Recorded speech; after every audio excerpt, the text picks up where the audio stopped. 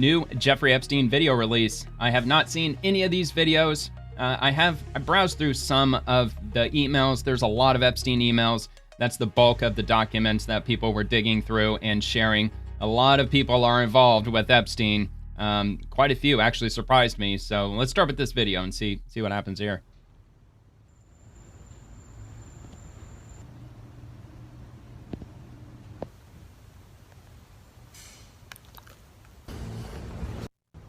Okay, well, not much to see there. Just Jeffrey Epstein being weird as hell. All right, so we'll go ahead and... Oh, yeah, I forgot to put on the background music. All right, we're all good now. So Officer Lou breaking. TMZ founder Harvey Levin is named in the Epstein files. Did you know this? Described as a good friend who could help run a global PR effort to defend convicted pedo Jeffrey Epstein and smear his victims and accusers. Yet TMZ has stayed eerily silent on the entire document dump. Ain't that weird? Now, I completely lost, like what little microgram of respect that I had of TMZ in the first place. That went straight out the window when they refused to fire those employees who were celebrating Charlie Kirk's death, if you happen to remember that. So I haven't even given TMZ the time of day ever since then. Matter of fact, anytime that I do come across anything, which I don't think I have since Charlie Kirk, but if I have to share something that's posted by TMZ, I actually have certain emojis and whatnot ready for the thumbnail if I have to. So, all right. So anyway, there he is. That's Harvey Levin right there. And here is the email. It's not in the greatest quality, for crying out loud. All right, whatever. So I'll just read it to the best of my ability. So it's from Mike Citrick to Jeffrey Epstein. Tried to call you. Harvey Levin, who runs TMZ, is a good friend. They haven't reported on this at all, but I might be able to get him to do something on the Duchess and her backpedaling. That was way back on 2011, March 9th. So the reply to this, just double checking to make sure that it was indeed a reply. Actually, no, I think it starts at the bottom and works up, doesn't it? Okay. All right, my bad. So I'm going to read it from the bottom to the top. That way I can just read it in order. So it's from Jeffrey Epstein initially, Wednesday, March 9th, 2011 at 9:30 a.m. to Mike Citrick. And Jeffrey Epstein says, Zuckerman suggested shorter, punchier, no attack on press, plead guilty to solicitation, no tabloid exaggeration of pedophilia. J.E. paid a price, no allegations of minors since 2005, suggests leaking to London press the absurdity of Fergie's statements. There were law enforcement people in my office when I was on work release that let her, and then it just goes on from there. Let me see. Nope, looks like that's all they decided to share. But anyway, the reply to that was, I'll save for the right time. I'll save for the right time. And that was only about a half hour after the initial post was when this individual replied, Mike Citrick. And let's see, another follow-up from Mike Citrick says, tried to call you. Harvey Levin, who runs TMZ, is a good friend. They haven't reported on this at all, but I might be able to get him to do something on the Duchess and her backpedaling. So now that I've already read that once, we'll move on to Liz Churchill. Bill Gates, of course, we all know Bill Gates was all buddy-buddy with Jeffrey Epstein. So let's see, Bill Gates was planning pandemic simulations with Jeffrey Epstein way back in 2017. Pandemic simulations? Now here we are. We didn't simulate this. We didn't practice. On behalf of our partners in the Bill and Melinda Gates Foundation. So both the health policies and economic policies, we find ourselves in uncharted territory. Oh, good grief. All right, whatever. So this email looks like it is to Jeffrey Epstein. So anytime you see JEE vacation@gmail.com, that is Jeffrey Epstein's email account, which is, I believe it's not his only one that he used, but from what I've seen, it's the most common one that he's used to communicate. So let's see, this was back, of course, on 2017, as they said, on March 3rd at 10:33 at night. And it is addressed to Bill Gates. And it says it right there, Bill Gates. And CC Larry Cohen. And the subject, BGC3 deliverables and scope. Bill, Larry and I have been working on deliverables for my time at BGC3 since you and I spoke. At Larry's request, and it gets cut off here. I don't know why the hell they do this. Spoken with Roger, Mark, Chris, Trevor, Jeff, and next week, Bose and Jonah. Everyone has offered guidance and thoughts and ideas. As Larry works to put together any required documentation, we're trying to make sure we make this time valuable. 2 areas where I am interested in terms of scope: domestic health and neurotech brain science. I propose these as deliverables. Please let Larry and I know what you think. Deliverables, let's see, number 1, to improve access and secure personal health data, blueprint and or recommendations for a zero-knowledge proof-based digital system to secure private personal health information, allowing access to digitally redacted personal information. Why the hell does Jeffrey Epstein even give a shit about any of this? White paper on consumer health expenditures in the USA.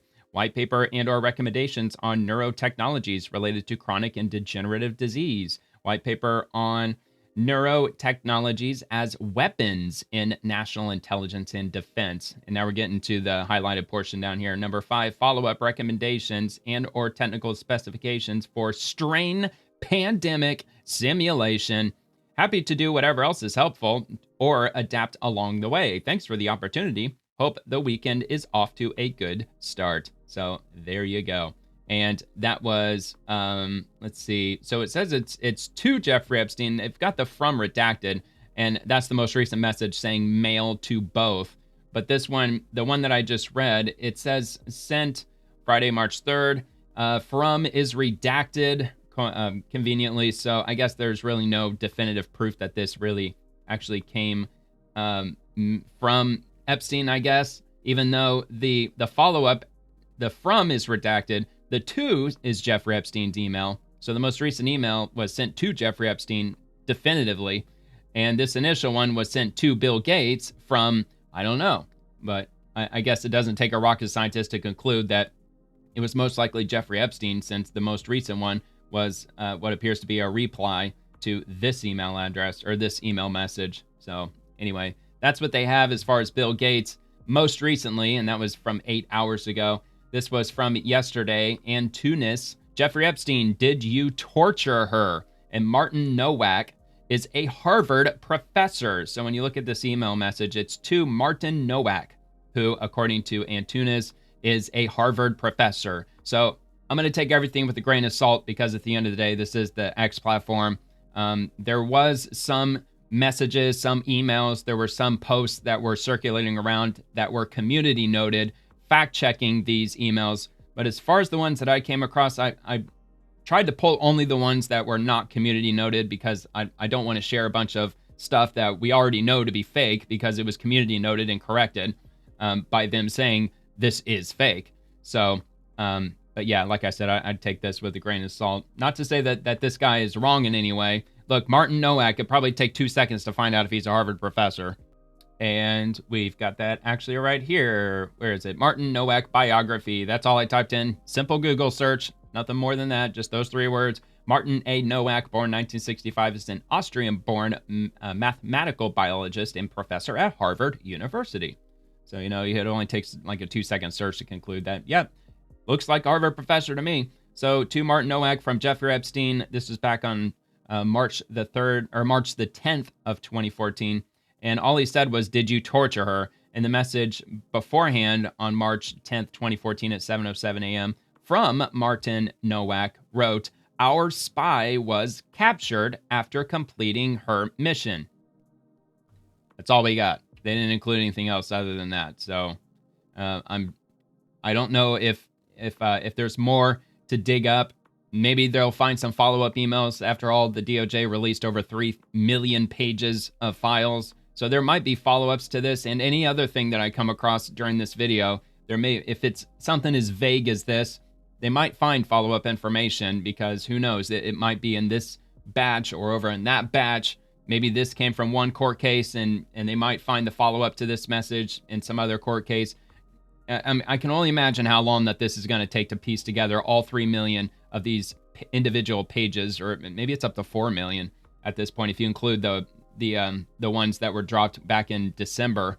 So somebody might actually take these countless thousands of emails, and they might actually put them in a beginning to end timeline, because the email that I read prior to this was back in 2011. So somebody might actually take the painstaking effort to just line every email in all of the Epstein files in sequential order in a timeline. Or maybe somebody could get AI to do it. It sounds like something AI should be able to do. So anyway, so I asked if Grok could provide the document ID and direct link to this email within the Epstein files. That way we can find out, is this actually real, or are we just getting trolled? Is this guy just making up shit and this isn't actually in the Epstein files? I decided for everything that I'm going to go through, I did ask Grok this same question just to see if it'll say, no, there isn't anything in the Epstein files that corroborates with this, or it'll give a message like this. The email is from a 2014 exchange in the recently released Epstein files by the U.S. Justice Department. Document ID, and the document ID is EFTA 00984937. So that sounds legitimate enough to be me, or for me. So dataset 9, direct link justice.gov/Epstein/files. Access may be restricted. Context, Nowak mentioned a spy captured. Epstein replied, did you torture her? No wrongdoing alleged against Nowak, which I find to be highly suspicious. I mean, that sounds like it could have gone into a very incriminating direction very, very quickly. So what was the follow-up? Was that really every single thing with regard to that exchange? I somehow doubt it. So it's probably going to ask, well, first it'll ask the robot, then it'll ask if you're 18 years of age or older. Of course I am. It's just a simple email. They're putting that 18-year-old verification because as the FBI and the DOJ mentioned in this documents dump, there may be corn. Yeah, that's right. I can't say the actual word because we're here on YouTube. Pornographic material that's in these Epstein files. So you got to be 18. Anyway, there it is. There's the email right there, black and white. Exactly the same as what old dude posted, Antunes. So it's legitimate. And of course, like I said, everything I click on, all of these I will have linked in the description below, every one of them. So if you want to go have a look at it yourself, some of these posts are going to be quite long, or emails, I mean. There's going to be some that are going to be long, so I may not have time to read through every single word. So like I said, I'll repost every one that I don't have time to read, or that I'm unable to read all of it. And then I'll also provide the direct link to where you can find that in the Epstein files on justice.gov. So this is from Elon Musk only about 4 hours ago. This is how I knew so long ago that Reid Hoffman went to Epstein Island. Epstein used Reid being there to try to get me to go, not realizing that it would have the opposite effect. LMAO. So let's see, from Jeffrey Epstein to Elon Musk. Reid was on the island last weekend. Do you think you will be in the Caribbean for Christmas or New Year's? And that's it. Now, on Friday, I shared an email that Elon Musk had written to Jeffrey Epstein, or at least it was alleged. No, it wasn't alleged. I actually did the same thing. I asked Grok to provide the proof that it is in the Epstein files, and it did provide me proof. So it is indeed in the Epstein files. And Elon Musk sent an email to Jeffrey Epstein asking something somewhere along this line right here. It was like around Christmas time or something. And Elon said he was going to be in the British Virgin Islands, and he was thinking about stopping by Little James Island. So it sounds related to this. It sounds, it appears that it was probably in the same time frame, 2014. I think that was the one that I read on Friday from Elon Musk to Jeffrey Epstein. I think it was in the same year. All right, so anyway, we'll move on from there. Jackson Hinkle. Oh, wait, by the way, I forgot. Did I ask the question? Oh, no, I didn't. All right, never mind. I'll move on. And Jackson Hinkle, breaking Peggy Siegel, one of Hollywood's most powerful publicists, told Epstein, can bring a little baby back for you or two. Boys, girls, so Madonna, satanic. What the hell? I haven't even heard of this woman before. I have no freaking clue who she is.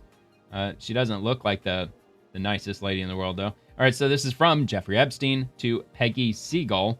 So it's going to be way back in 2009 on December the 18th. The subject is Kenya. On the plane now with Maddie. We are about to take off for Amsterdam to Nairobi. We land in the morning of the 19th in Amsterdam and late evening of the 19th in Nairobi. On Sunday morning, we will fly into the bush to Cotter's Camp in the Masai Mara, then to Sisab in 24th through 26th. Then on 26th to Lamu to Peponi Hotel and back January 4th. We cannot thank you enough. We cannot thank you enough. Yet another life experience. If the Maasai warriors don't eat us, the pirates from Somalia will. Coming to PB to see you in January. Taking photos. We'll have a bowl and think of you all the time. Dude, this person is a publicist and they can't write for shit, man. It's so frustrating with a lot of these emails, man. These people suck at writing emails. Can bring a little baby back for you or two.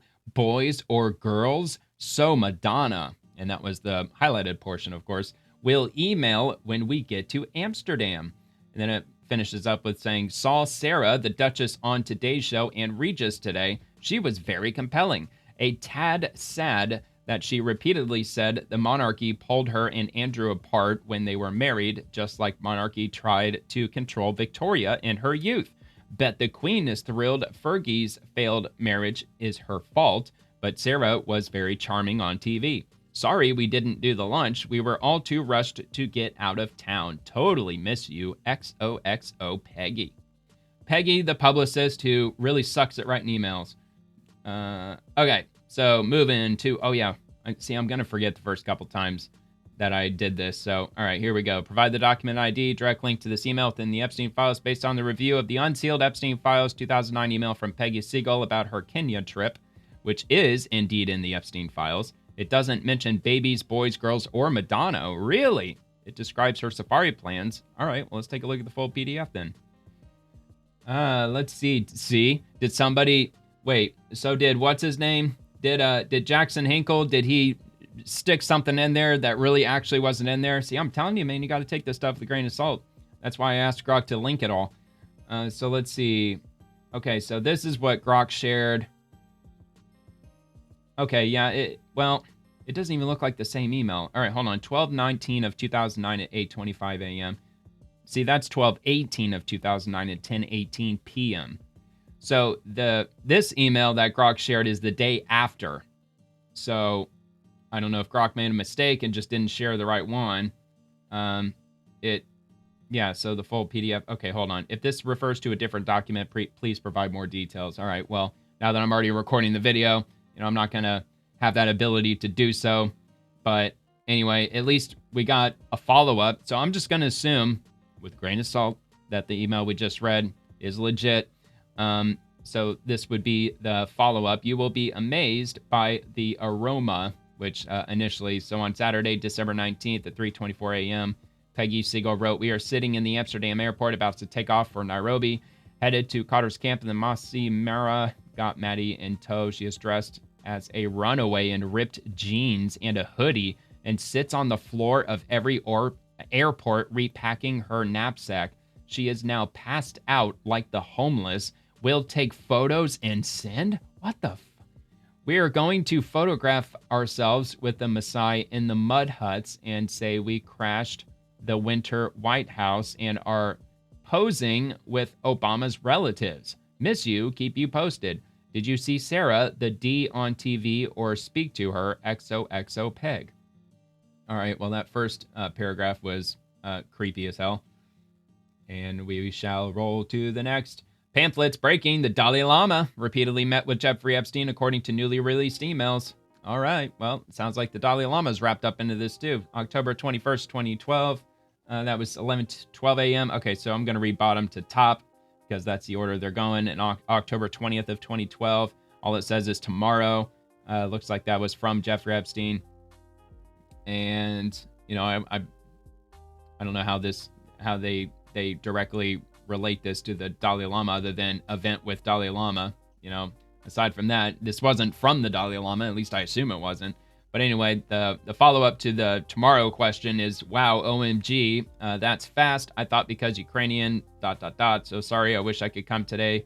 But could I see such and such event with Dalai Lama, then birthday dinner with Anastasia? And then it goes on to say it's something. October 21st, 11:12 a.m., the follow-up.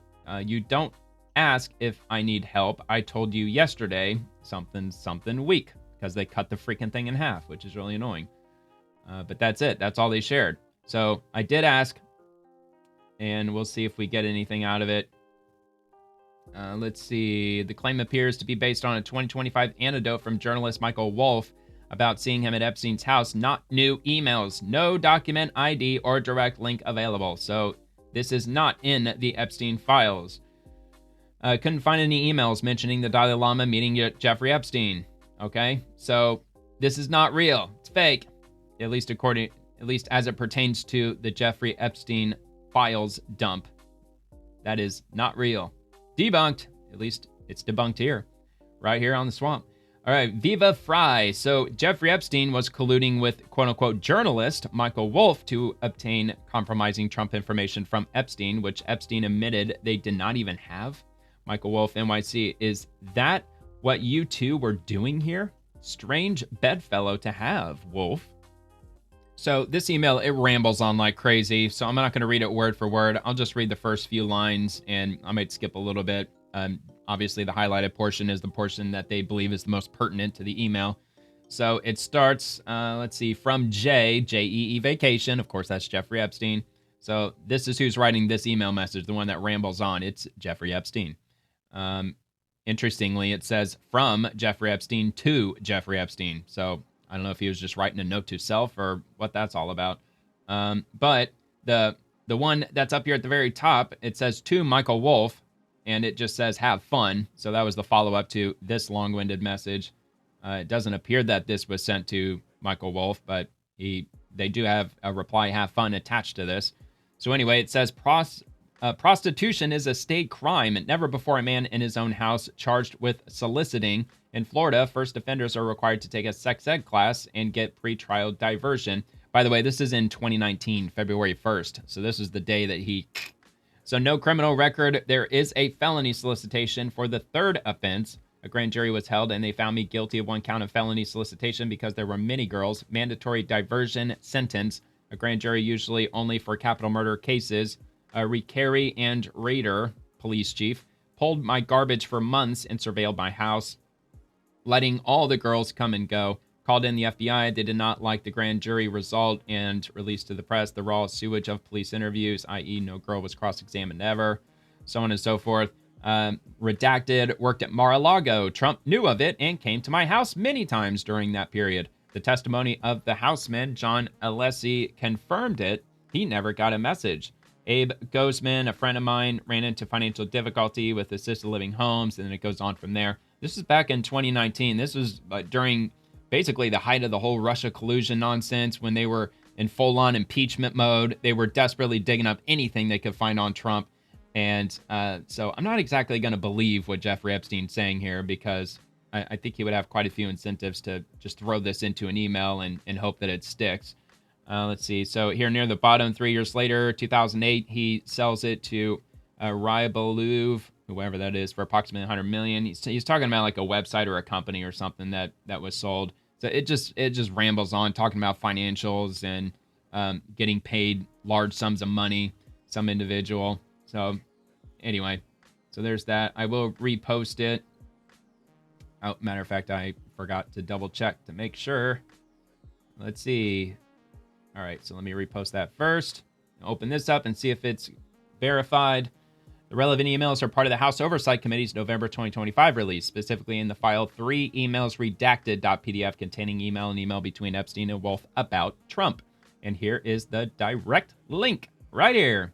And there you have it. That would be it. So yeah, it looks like the individual who shared this on X or Viva Fry, it looks like they just compressed it all together, all 3 of these documents into a single one. But yeah, it appears to be it. That looks like it. So it didn't look like it included this, though, on the one on X. It says, I hear CNN planning to ask Trump tonight about his relationship with you, either on air or in scrum afterwards. And that was December 15th of 2015, so 4 years earlier, or 3 years earlier. And then there was a follow-up Tuesday, December 15th, a couple hours after that one. If we were able to craft an answer for him, what do you think it should be?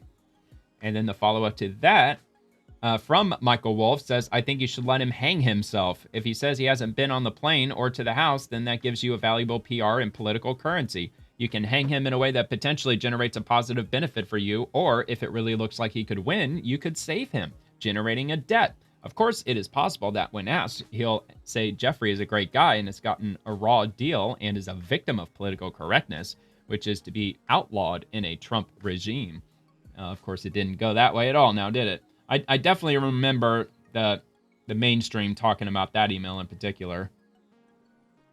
And let's roll on to the next. There's a bunch of these, man. So I'm trying to pick up the pace a little bit.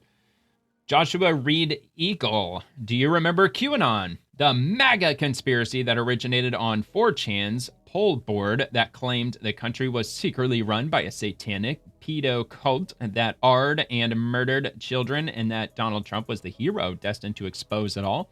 Turns out the founder of 4chan and poll was friends with Jeffrey Epstein. His name showed up in yesterday's document dump. All right, well, we will get to the bottom of that and see if it indeed was in there. To Jeffrey Epstein from Boris Nikolic. So I'm assuming that guy's the founder of 4chan. I'll just take him at his word. But again, you could just simply Google search it. It's Boris, B-O-R-I-S, last name Nikolic. I'm assuming he is. And so the email reads as follows. Last night and this morning in SF, assuming San Francisco, fun, also met some interesting people. There is a cool guy, in parentheses it says kid, that you should meet. And there's a Wikipedia to Christopher Poole with an E. He is only 23. Read his bio. The rest of the day in Seattle in MTG. Tomorrow morning for NYC. What is a plan? Woody, ? Have you tickets? ? Can't wait to see you. B. And that's it. And was there a follow-up? Oh, okay. Okay, so this was previous. See, I need to go to the end and then work my way to the beginning. I'm not exactly, I don't exactly use email all that much these days, so I always forget that the oldest emails are generally on the bottom and they work their way up. But anyway, let me see if this is, because it actually moved. Okay, so let me just take a look. All right, so this was the only one that he shared. The other images are for, like, the posts following this, but there you go.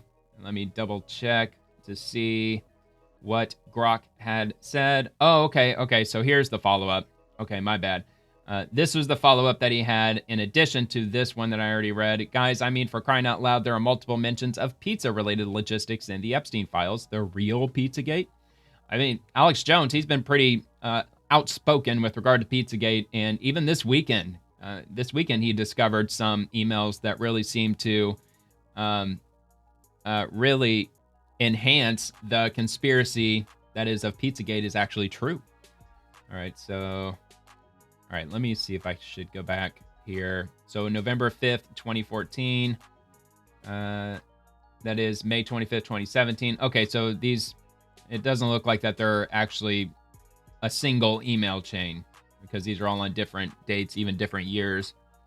So on July 31st, 2014, Slayton Bobby, Slayton Bobby, Bobby, the subject, read Jeffrey 630. Sounds good to me. One can never have too much pizza.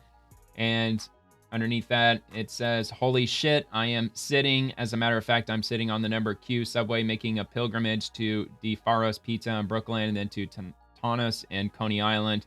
So then it goes on to talk about pizza and pizza.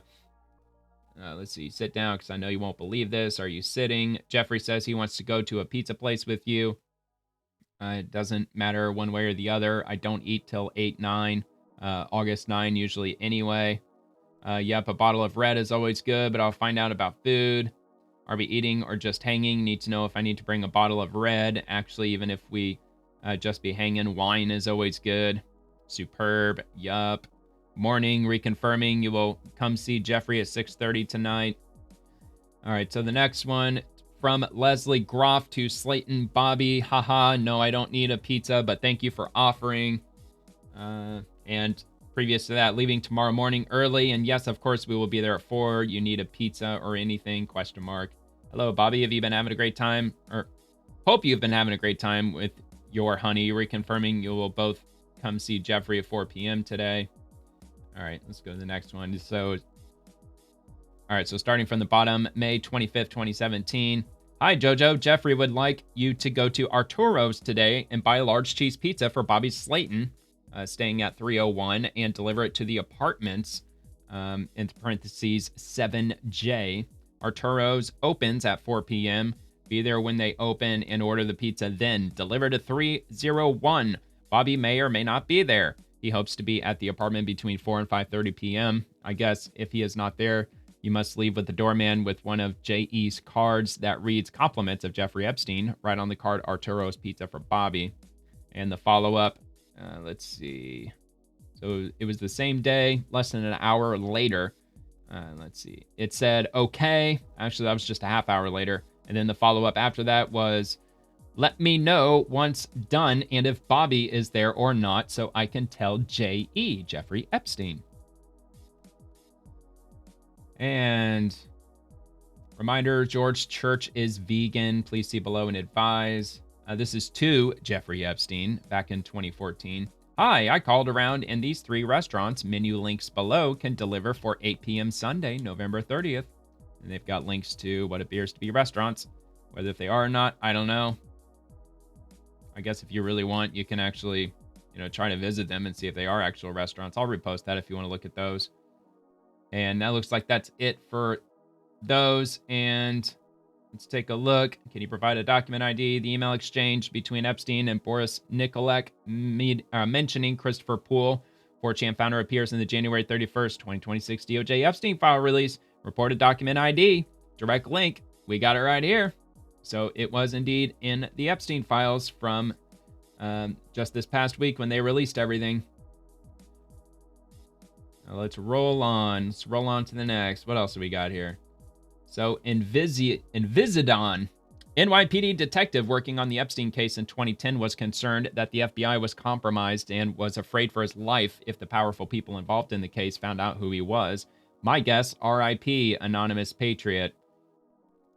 So let me first take a look at the reply. After searching FBI vault releases and recent Justice Department Epstein files, I could not locate a public document matching this exact memo. It appears to be an FBI intake report from 2019 referencing a 2010 call, but no specific ID or direct link was found in available sources. If it's from a new release, it may not be indexed yet. I guess. The subject, Epstein Task Force information, unclassified from 2019 July.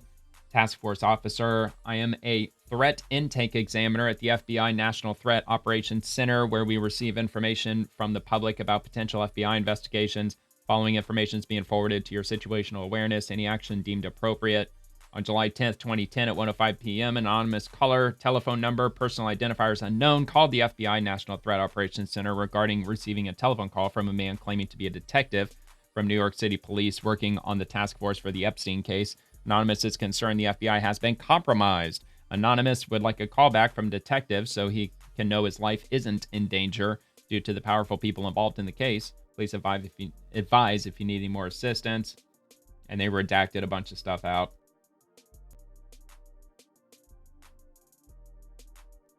Okay. One more. There we go. From pamphlets, breaking Epstein associate and former U.S. ambassador to Mexico, Wayne impregnated an 11-year-old girl. What? Did this really happen? Okay, I definitely got to check and verify this first. All right, let's see. Where is it? It's going to be way down here. They actually posted a whole bunch of these follow-ups. So I'll definitely be reposting this initial one because I don't have time to go through all of these. I mean, look, if I went through everything that I've got laid out word for word, it'd probably take me like 8 hours to go through all of it, which I'd love to do it, but I just simply don't have time, man. I got work in the morning. So, Grok, can you provide the document ID? I searched the public Epstein court documents from the Giuffre versus Maxwell case and found no mentions of Earl Anthony Wayne, the U.S. ambassador to Mexico, or any email with ID EFTA00165 related to the claims. No such document exists in those files. All right. So there you go. Apparently, this is not in the Epstein files. So take that for what it is. Doesn't say anything about it. So I'm just going to move right on. If it says that it's not in there, I'm not saying that it's not in there. Of course, Grok, it's an AI bot. I'm not saying it can't be wrong. It obviously can be wrong. However, if it says that it's not in there, I'm just going to assume that it isn't. I'm just going to move on. So anyway, Which, by the way, if you want to see this for yourself, look, here's the name of the account who posted this. Pamphlets Y, PAMPHLETSY. So you can go to x.com, pretty simple, and then you can go to search, which is right here, explore. Just type in that username, it'll pop right up, click on it, and it's from January 31st at 6:57 p.m. Extremely easy to find it, now that you got the date and the exact time, where you can go and read all of that yourself, just in case you're pissed off that I didn't go through it. At least now you know it's actually quite easy to go read it for yourself. It's kind of nice about the X platform. It's really easy to get to navigate your way around as soon as you get used to it, at least, once you get the basics. So Tommy Robinson, Jeffrey Epstein sent Peter Mandelson $75,000. Starmer made him U.S. ambassador. He's still in the House of Lords and still a member of Keir Starmer's Labor Party.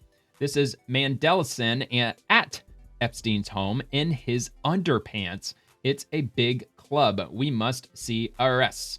And I'm assuming that this is in the images dump. As the FBI and DOJ stated, there were tens of thousands, if not hundreds of thousands, of individual images that they released just the other day. And I'm assuming this is among them. And that's the guy. I'm not familiar with him. I'm not British. I don't know if you could tell by my accent. Not too familiar with British politics. So, if that's what he says, that's what it is. I don't think that I asked Grok this one. I think I pretty much, I didn't. I pretty much asked Grok whenever it pertained to email messages and not photos. All right, so January 31st, Prince Andrew bought a kid and R'd him, then ritually sacrificed him? Oh my God, what? This can't be real. Is this really real? Can you provide the document ID?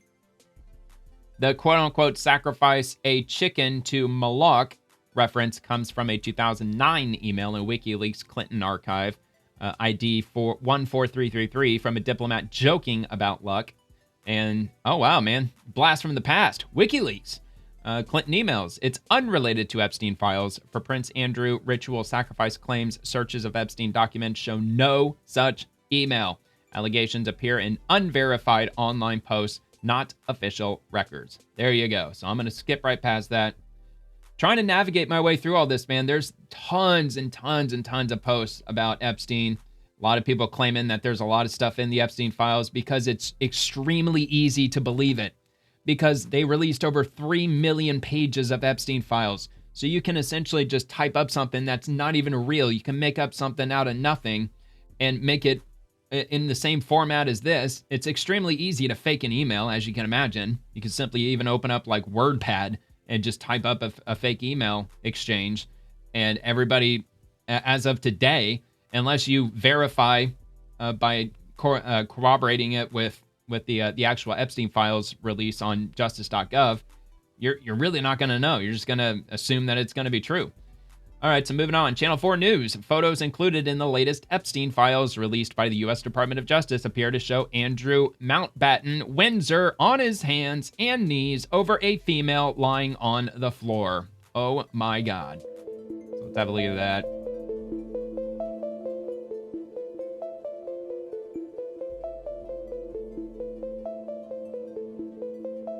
Yeah, that's creepy as hell.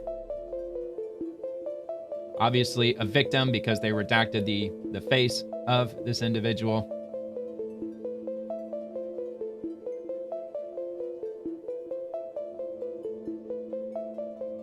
It'd sure be nice if it tells us exactly which image it is.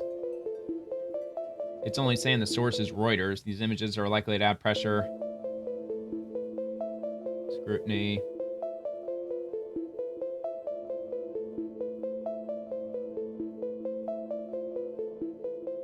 See, that's a big pet peeve of mine. A lot of people who are on the X platform, they want verification. They want proof. That's a very common thing to ask for. And for people to be sharing these emails, look, if you got this email from the Epstein files, you've got the name of the document right in front of you, the document ID number. Just simply type it in your message, dude. I don't know why that's so freaking hard to do.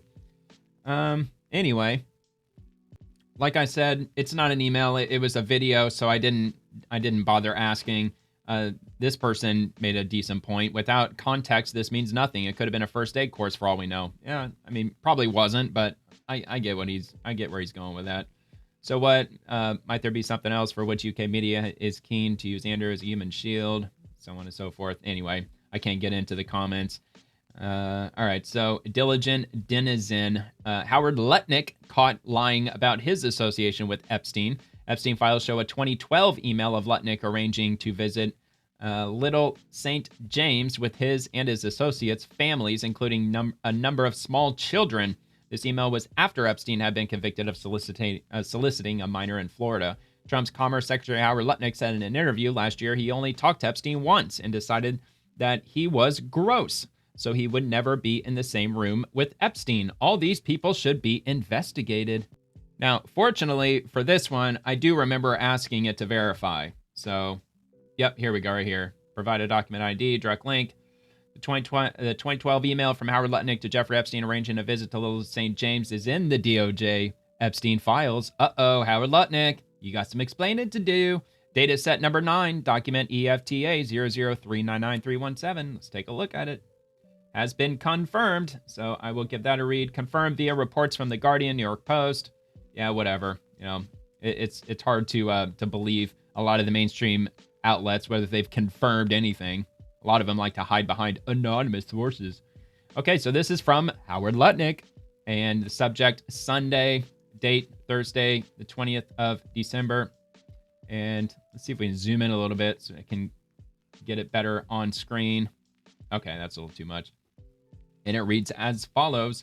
Hi, Jeff. We are landing in St. Thomas early Saturday afternoon and planning to head over to St. Bart's/Antigua on Monday at some point. Where are you located? What is exact location for my captain? Does Sunday evening for dinner sound good? I have another couple, Michael and Marcy Learman, with me on my boat. And each of us has 4 children. Uh-oh. Oh, this looks bad, Howard Lutnick. Uh-oh. This does not look good. Going to meet... look, dude, why did they redact it, though, man? If it's to Jeffrey Epstein, they wouldn't have redacted it. So this isn't to Jeffrey Epstein, though. So, and it doesn't mention Little St. James Island either. So just reading it without any other context other than just this, doesn't sound like it's related to Epstein at all. I mean, the Caribbean's a pretty big place. I can't really say that it has anything at all to do with them. I guess we can at least watch the clip, see what they shared. In the 6 or 8 steps it takes to get from his house to my house, my wife and I decided that I will never be in the room with that disgusting person. Now, wait a minute. So the file that we just looked at was, this part of it was redacted. 2 16s, 2 14s, 13, 12, 11, and 7-year-old. That wasn't in the Epstein files. So did they just throw that in there, not thinking anybody would have actually looked to verify? Never again. So I was never in the room with him socially, for business, or for even philanthropy. If that guy was there, I wasn't going because he's gross. And so I look back at it as a gift. Okay. Massive grain of salt on my end. Look, you can believe whatever you want to believe. I don't see Epstein's name in here anywhere. I don't see Little St. James Island. I don't see Epstein's Island. I don't see any of that in the email. So let's move on to the next one. Let's go to Bad Hombre. In an August 14th, 2014 email, Stacey Plaskett reached out to Jeffrey Epstein's island manager to arrange transportation to Little St. James for August 18th, 2014. Plaskett had previously testified under oath that she only visited with Epstein at his Manhattan home and her office. Well, that still looks bad. And let's have a look. Let's see what Grok says. After searching multiple sources, the email is from court documents in the U.S. Virgin Islands versus J.P. Morgan Chase, case 1:22 CV 10904 JSR SDNY. It's likely an exhibit in filings like document 186 or 158-10, Plaskett's deposition, but I couldn't locate the exact ID or direct link. And you can check Court Listener for full files. That's just going to take me to the homepage. That's not going to take me anywhere. Yeah, I didn't think it would, but I mean, it's nice. It's good to know that resource is at least there.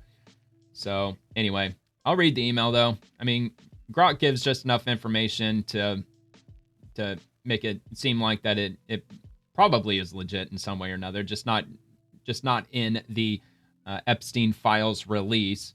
Now, did the post actually say? No. See, they didn't say that this was in the Epstein files anyway.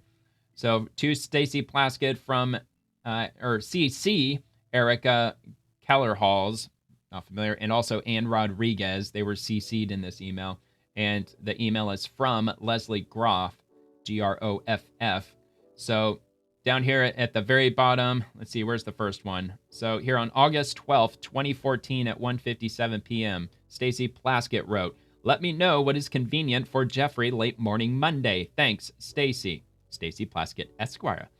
And the follow-up email, August 14th, 9:48 a.m. "Hello, Stacey. Just circling back. When will you be able to meet with Jeffrey on his island on Monday, August 18th at 11 a.m.? Erica, if Stacey is available for this, will you be going as well? Wasn't sure." And the reply, oh, by the way, the message I just now read, they blacked out who it's from. So the follow-up, August 14th at 10:03 a.m., Stacey Plaskett wrote, "Sorry, I thought I responded. Yes, I will be available. Please share details on time and transportation to Jeffrey." And then the final email to Stacey from Erica Kellerhalls, or no, I'm sorry, that was the CC, to Stacey Plaskett from Leslie Groff on Thursday, August 14th at 2:47 p.m. "Tremendous. I will have Anna, who manages Jeffrey's Island, get in touch with you. Thanks." Anna's cell phone and Anna's email. So it sounds like she certainly made plans to meet with Jeffrey Epstein at his island. And of course, that's Stacey Plaskett. And we will roll on to the next. Get back to where we were. Here we go. From Alex Jones. Grok says this photo of the young future New York City mayors Zohran Mamdani with Jeffrey Epstein, Bill Gates, Bill Clinton, and others is real. I am about to break huge news on this topic in the next few hours. Now, I will say, okay, good, because I found another post that Alex Jones didn't post, but I came across this image that was shared somewhere else, and it was community noted, and I thought I had grabbed it, but yeah, so this got a community notes. Readers added context they thought people might want to know. This image contains a synthid watermark indicating it was undeniably created with Google Nano Banana Image Generation. The specific tool call run can be seen here. Well, let's have a look. Gemini.google.com. All right. Does this image have synthed? Use the tool only. So they're basically saying that this was created by AI, and that's what the other community note that I read on a different post also said. Now, the community note on the other post said that it was definitively created by AI, and this image is not, in fact, a real image. This image is fake. So I will assume that it's not 100% true, even though it's Alex Jones. I believe a lot of things that Alex says, but not everything. I don't believe everything he says, but he does tend to be right like 90% of the time, though. All right, so he gets into the Pizzagate scandal with his post, and I think I have another post regarding Pizzagate after this one. So, head count for pizza released on 2013, November 15th at midnight.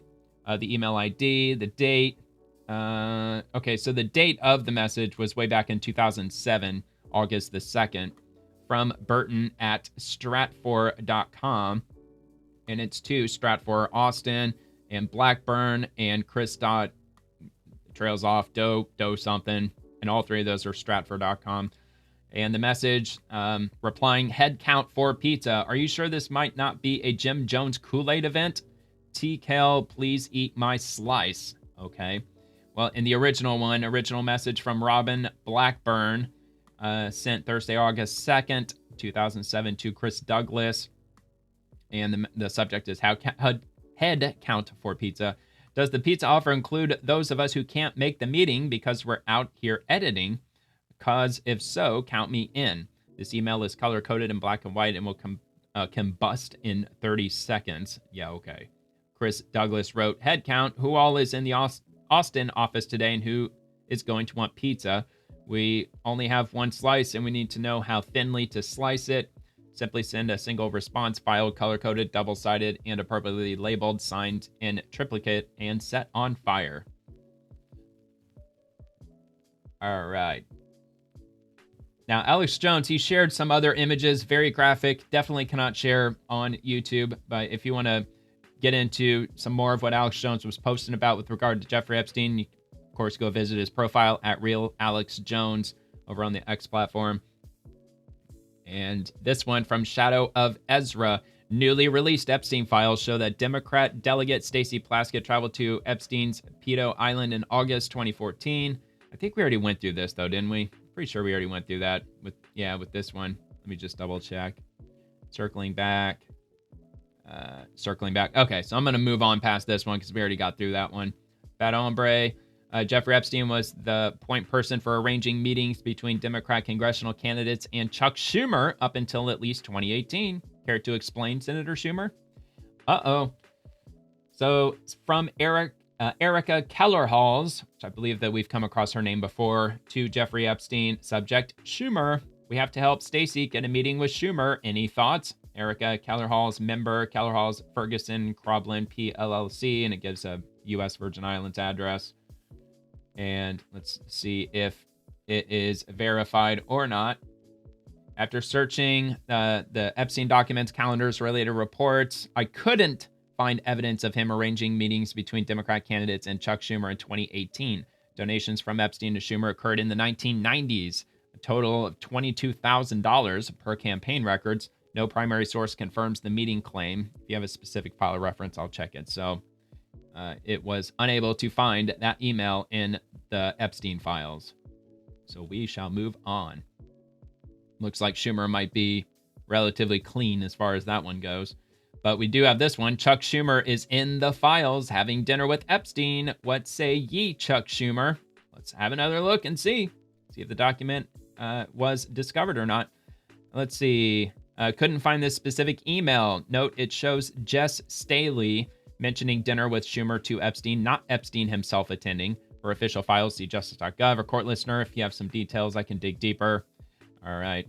So the email, it's a bit lengthy. I suppose I could just read the highlighted portion, even though it was not found in the Epstein files, so I really shouldn't even read this. It says this email is intended only for the person or entity to which it is addressed and may contain confidential or privileged material. Any review, retransmission. I mean, what is this? This is just, that doesn't really have anything to do with anything. All right, whatever. That's just a generic, like a fax cover sheet message.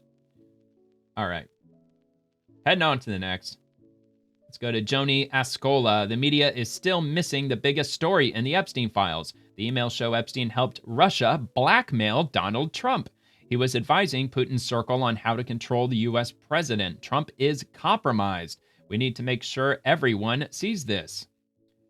Let's have a look. Let's see if it's in there. The email in question is dated June 24, 2018, from Epstein to Thorbjorn Jagland, mentioning insights on Trump for Russian officials. It's part of 23,000 documents released by the House Oversight Committee in November 2025. No specific document ID is publicly detailed, but see the committee's site for releases. Note, authenticity is disputed. White House calls it a smear, while some outlets report it as evidence of ties. So there's no document ID. There's no definitive proof at all that it came from the Epstein files, but claims are that it was released by the Oversight Committee. And this is just their homepage, so it doesn't even give me a direct link to that. So it's short enough to at least have a quick look at it. From Jeffrey Epstein to Thorbjorn Jagland. So June 24th, 2018, from Jeffrey Epstein. I think you might suggest to Putin that Lavrov can get insight on talking to me. Vitaly Churkin used to, but he died. Question mark, exclamation point. And then the follow-up email, June 24th, 2018, 1:59 p.m. From Jeffrey. Churkin was great. He understood Trump after our conversations. It is not complex. He must be seen to get something. It's that simple. So, I mean, that's kind of vague. Even if it wasn't in the documents, it's relatively vague. And we've got this from Vinicius Betiol. Donald Trump served as a judge in a teenage model contest in 1991. The contest featured 14-year-old girls. Recently, the newspaper The Guardian discovered that the contest was a front so that multimillionaires could have S with the girls. Okay, that's not related to Epstein, I don't think. So, let's see. He says Steve Bannon, Trump, and the entire Epstein list will try to defend the right in this year's elections. We'll have a great battle against these peeves. Anyone who's closed off against the far right. Let's go together in this battle. Okay, well, it sounds a little biased. The streets of the U.S. Okay, so yeah, they're talking about the protests and all that. Okay, well, if you really want to watch it, I'll repost it. I don't see how this directly relates to Epstein. I'm trying to stick with Epstein specifically, but somehow it found its way on the list. All right. Brian Allen, massive. A witness swore under penalty of perjury that Donald Trump threatened a young girl, warning she could disappear like another 12-year-old, and said he could have her entire family killed, per Epstein-related court records. This is sworn testimony, not a rumor. Lying here equals years in federal prison. So why is the DOJ scrubbing files instead of answering this? Well, you remember the Brett Kavanaugh hearing? Remember what's her name? Christine Blasey Ford or whatever? Remember when she gave hours and hours of testimony, and all of it proved to be just completely fake, false, not even real in any way, shape, or form. It was all a bunch of made-up bullshit. Well, she didn't really have any consequences after that, now did she? Maybe she might have been smeared by the public, rightfully so. She may have been chastised by the public, but I don't think she went to jail. I don't think she went to prison for all of that. But on the other hand, I'm not saying this didn't happen, not saying this person is 100% not telling the truth. I wasn't there. I wasn't in the room. I wasn't at this event, wherever this took place. However, I will see if it is in the Epstein documents. It looks like it might be. So let's have a look. Oh, no, a little too far. The sworn affidavit matching this description is from a 2016 lawsuit, case number, document 1 through 2, filed June 20th, 2016. The threat is in paragraph 14 on page 2. And here is the direct link. Okay, so recent Epstein FBI files. It does have the document name, EFTA 00020517, mentions similar unverified tips, but access is restricted. The 2016 case was dropped. So if it was, so she's sworn, or it was sworn testimony, how could it possibly be fake? Years in prison and so on. Well, they dropped the case. I mean, if it was something that was legitimate, I mean, why did they drop the case if that's really the way it is, or the way it turned out? So anyway, it says, I personally witnessed defendant Trump telling the plaintiff that she shouldn't ever say anything if she didn't want to disappear like the 12-year-old female, blank redacted, and that he was capable of having her whole family killed. And then, of course, they said, I declare under penalty of perjury that the foregoing is true and correct. And then it was signed. So I don't know how massive that really is. If that were really true, really the case, why wasn't it pursued further? I don't know. But anyway, that's what's going around today. I got 14,000 likes. There were other posts I got way more than that, but still, it's not a small number. 1.2 million views, man. That's a lot of views. Ruben Gallego. This is the guy who directed the Melania movie. 163,000, 5.1 million views. So this guy is apparently the Melania movie director. Is that really true? I don't know. I don't know if that's actually definitively true or not. I actually decided to ask Rock. Is this true? Yes, the claim is true. Brett Ratner directed the 2026 documentary Melania, which chronicles Melania Trump's life as First Lady. The photo from recently released Epstein files shows Ratner on the right on a couch with Jeffrey Epstein and an unidentified woman, face redacted. No evidence of wrongdoing by Ratner in the files. Well, they redacted the female's face, so I think most people are going to assume that she's a minor. I mean, he's not breaking the law by posing in this image necessarily, but it certainly looks highly suspicious, to say the very least. And by the way, Ruben Gallego, he's got a gray badge. Senator from Arizona. Was he the Democrat? Yeah, he's the Democrat.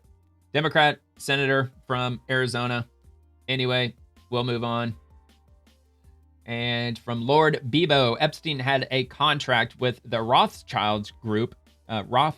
Rothschild Group. Oh, I have trouble saying that. For $25 million. What was his job for the Rothschilds? And, oh yeah, that's right. Let me take a look. After checking available sources, the 2015 letter of agreement between Epstein's Southern Trust Company and the Rothschild Group is referenced in Wall Street Journal reports from 2023 based on Epstein's private records. I couldn't find a specific document ID or direct link in the public Epstein court files. It may not be part of the unsealed documents. It also says that there is no direct link in the public Epstein court files either, whether if it's from the Maxwell trial or the USVI versus JP Morgan hearing. So not corroborated. So in other words, there's really no way to tell where this came from.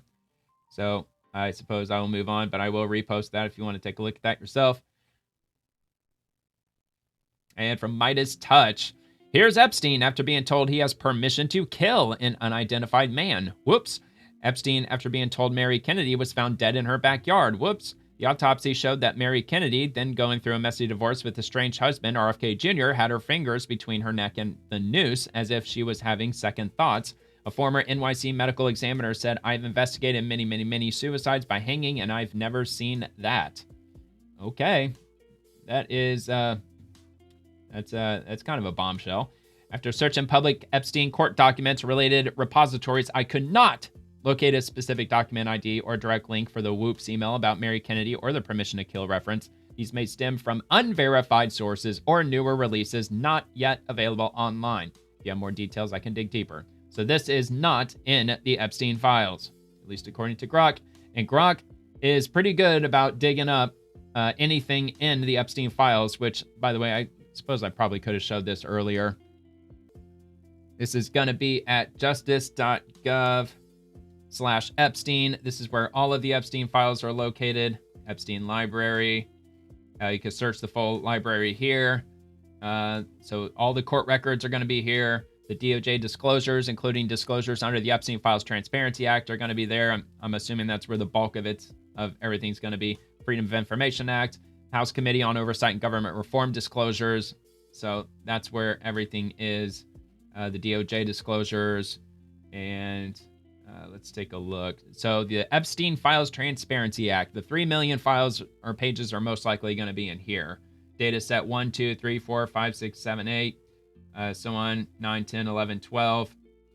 And so I'm just click on any random one. So view files, these are all going to be all the files from data set number 11, 2 pages worth. Now, AI bots such as Grok or ChatGPT, or I'm assuming even Google AI, as terrible as that one is, it has the ability to go through any website on the internet. As long as the information's there, it can comb through anything. So it shouldn't be very difficult for an AI bot like Grok to be able to check those key words that it would check for. It's going to take all the text from these emails and then compare it to all of the publicly available information on justice.gov/Epstein to determine if that email is indeed in there, and it came to the conclusion that it's not. So we'll go ahead and move past that. Midas Touch, pretty biased toward the left if I'm not mistaken. So it's not exactly a shocker that there might be some misinformation being placed out there from certain actors. Rolling on to Brian Allen. This is a serious DOJ failure. This is an FBI 302 of Epstein survivor Danielle Hannah Bensky, released with her full name unredacted. Survivors' identities are legally protected. Publishing this is not transparency. It's reckless endangerment and a clear breach of DOJ protocol. They're redacting entire pages about powerful men, but exposing survivors. That tells you everything. And FBI Director Kash Patel, I believe also Attorney General Pamela Bondi, they both came out, gave a statement informing the public that all the documents are out, they're all available. Now that I think about it, maybe Kash Patel didn't actually give a statement with regard to the latest release of the Epstein files. But the DOJ did officially come out, made a statement saying that all the files are available. You can go view them all. We had a very short amount of time, relatively speaking, to have to manually go through these 3 million pages and have to manually redact every single name. So there is a chance that there might be a couple of names that we may have missed. And if you come across any names that appear that should have been redacted, please contact the Department of Justice immediately. You can also contact the FBI and also inform them, and they will look into it, reference the document number, and they will quickly fix it. And they're just saying that because the millions of pages they had to go through, their deadline was December 19th, which they completely obliterated. These just came out, well over a month after they were required by law to release all of these documents. So needless to say, they were kind of in a hurry. So they did come out and give instructions if you did happen to come across something like this to let them know and they'll fix it. And this document's from the FBI back on 2008. And the name, I won't say it verbally, but it's there. Apparently, that's one of the victims. Not so sure if that's actually true or not. Matter of fact, I don't even know if I even asked Grok if this was verifiable. No, I don't think I did. I just said report this to the FBI and DOJ. They've already instructed people to do exactly that. So, anyway, currently employed, so on. I mean, this is way back in 2008. So, but yeah, it's just talking about just basic details on an individual. It doesn't look like it's, I'm sure it's related to Epstein. It's just not talking about Epstein specifically. Elon Musk, January 31st. What matters is not the release of some subset of the Epstein files, but rather the prosecution of those who committed heinous crimes with Epstein. When there is at least one arrest, some justice will have been done. If not, this is all performative, nothing but a distraction. And he's replying to SMX. Elon Musk has consistently been the loudest public voice demanding the release of the Epstein files and accountability for all involved. Not a single Epstein client has been prosecuted, not even one, said Elon Musk. All right. So Anna Paulina Luna, what was released by the DOJ regarding Epstein is deeply disturbing. This is why good people must actively engage in and be involved in politics and government. As you are seeing, politics is a dirty game and tends to attract the worst types of people. If you throw up your hands and give up, you are the problem. Review all the documents, get your head in the game, stand up and do the right thing. Otherwise, this rot continues. Only light can drive out darkness. Quite well said. From Adam, FBI Director Kash Patel under oath, quote, there is no credible information that Jeffrey Epstein trafficked minors. 40 minors gave sworn testimonies that they had been trafficked by Jeffrey Epstein. This is treason. Well, was it Jeffrey Epstein personally who trafficked them? Or was it somebody who was trafficking them on Jeffrey Epstein's behalf? Because that's the fine line that you got to walk, especially when you give things like testimony. Was it Jeffrey Epstein personally? Did he personally take physical possession of them and traffic them one by one? Nobody else, not his representative, not his lackeys, not Ghislaine Maxwell. No, Jeffrey Epstein himself. And that's probably the answer that somebody like FBI Director Kash Patel would probably say if he were pressed. None. If there were, I would bring the case yesterday that he trafficked to other individuals. And the information we have, again, is limited. So the answer is no one? For the information that we have. In the files? I'm going to play this one more time. Okay. There's no credible information. None. If there were, I would bring the case yesterday that he trafficked to other individuals. And the information we have, again, is limited. So the answer is no one? For the information that we have. In the files? In the case file. Okay. Okay, well, that's hardly treason. I mean, that's for all we know, that is all the information that he had at the time. I mean, you can only give what information you have, what information you know, and what, according to Director Patel, that's all that they had at the time. So, was he lying? Look, I don't know. Maybe he was. Maybe he knew damn well that Epstein was personally, grabbing minors and physically trafficking them himself. Not so sure. I somehow doubt that to be the case. FBI Director Kash Patel probably isn't committing treason. I think that's a little over the top, but we do have this, though. Being libertarian, Kash Patel and Dan Bongino said Epstein wasn't trafficking children. That's weird. This email says he was doing it at 901, so on. They give an address. That's pretty specific. Are they bad at their jobs, or did they get, quote-unquote, the talk from the deep state? Oh, wow, look at that. Grok didn't even reply to me for this one. Can you provide the document ID? Okay, well, that's highly suspicious to me. That's really weird, Grok. Why wouldn't you respond to that? That's very strange. So I guess I'm going to have to read it then. All right, so let's see. What do we got? Date submitted, 8/31 of 2022. Okay, so, and this is 8/31 at 1400. That's at 10 a.m. Okay, so this is the first one. Date submitted, 8/31, 2022. Violation, human trafficking, emergency, false, threat to life, false, submitted text. Jeffrey Epstein was bringing children to the Omni to human traffic them out to rich business people. If you go to address mentioned in the South State Bank on the top floor, there is a housekeeping door, I think inside the men's restroom once you enter on the right. Inside this should be a crawl space in the ceiling, a water faucet, and a wall on the right. The wall on the right, behind the actual wall, contains a passageway with an inscription about Gabe, who's a human trafficking victim that Jeffrey Epstein kept. I do not know what is behind the wall, but I remember as kids we were both brought to this area and trafficked in and out of the premises along with other kids. Violation questions. Please provide details about the specific location where the victim's being held. No specific location. How do you know the victim? Unknown. In the past. Who has control of the victim's identification of travel documents?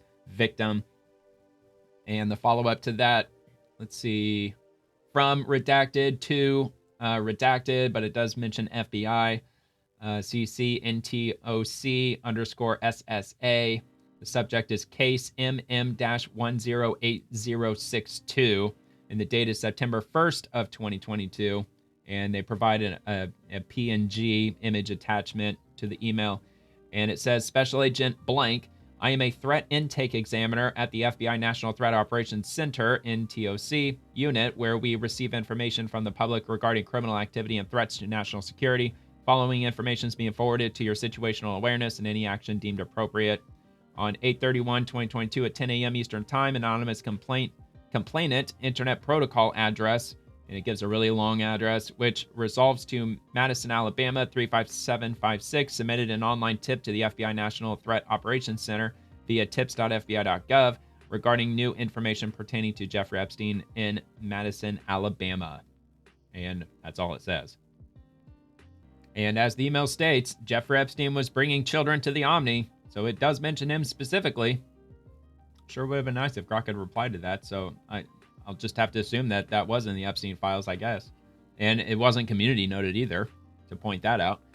And Jack Posobiec. In 2005, Jeffrey Epstein was under an 11-month FBI investigation. 40 underage girls alleged Epstein assaulted them. After Epstein gave information to the FBI, federal charges were dropped. Who was the head of the FBI then? Oh, Robert Mueller. How interesting is that? And from Jack Straw, close them up. Disney brought children to the island. Uh-oh. Let's see if we got any verification of that. After checking the Epstein files from, I can't even pronounce that name, Giffrey versus Maxwell case on court listener and various sources, no document mentions Disney bringing children to the island. Claims about Disney cruises stopping there lack evidence in official records. For primary docs, go to courtlistener.com. So I guess only to read the highlighted portions. Afterward, make your way to your second snorkel stop, Little St. James Island, where curious fish dart back and forth in the clear blue water and so on. And it's referencing a snorkeling expedition on Disney Cruise Line, which does not appear to be in the Epstein files dump. So I will move on. I think I'm getting close to the end, though, as far as the Epstein stuff goes. DC Drano, this name should not be redacted in the Epstein files. This person should be exposed and investigated. And who were they talking about? So DC Drano, let's see. I'm assuming this probably was in the file. And it was. The email appears in dataset 8 of the DOJ's Epstein files released under the Epstein Files Transparency Act, repository at, and here is the link. I am.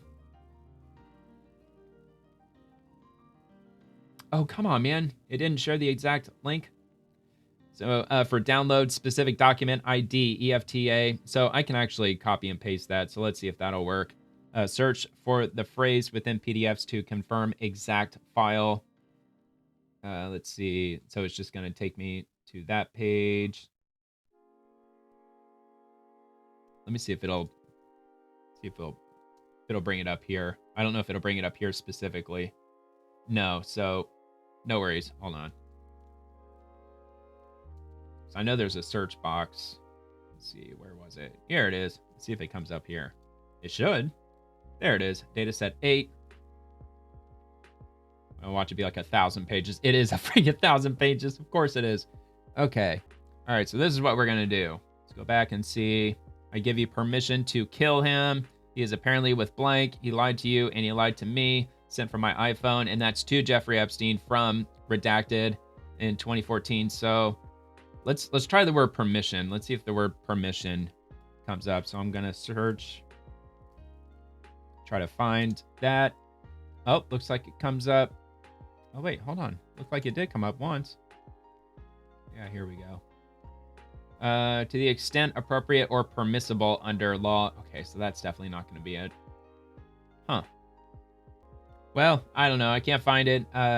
This has to do with an FAA, U.S. Department of Transportation document, and I don't think there's really any emails in here, though. It just looks like just legal documentation. Let's move down toward the bottom. Maybe there's some emails down here. No. Well, Grok verified that it's in here somewhere. Not sure where it's going to be. Of course, I don't have enough time to dig through 1,060 pages, but this is that data set 8 that it referenced. So anyway, regardless, this will be linked if you want to have a look at that. It'll be linked below if you want to take a look. So anyway, that was by DC Drano. And yeah, probably should have that name released. I give you permission to, or from Jeffrey Epstein, or from so-and-so to Jeffrey Epstein. I give you permission to kill him. He is apparently with blank. He lied to you and he lied to me. I mean, that's quite damning. We definitely should know who the hell that is. And let's rock and roll to the next from Mike Benz. Epstein using CIA airplanes in the 1980s, using CIA airplanes in the 1990s, using CIA airplanes in 2017. Okay. Let's take a look. This email appears in DOJ Epstein files, document number from dataset 8. Looks like the same, probably similar, if not the same dataset.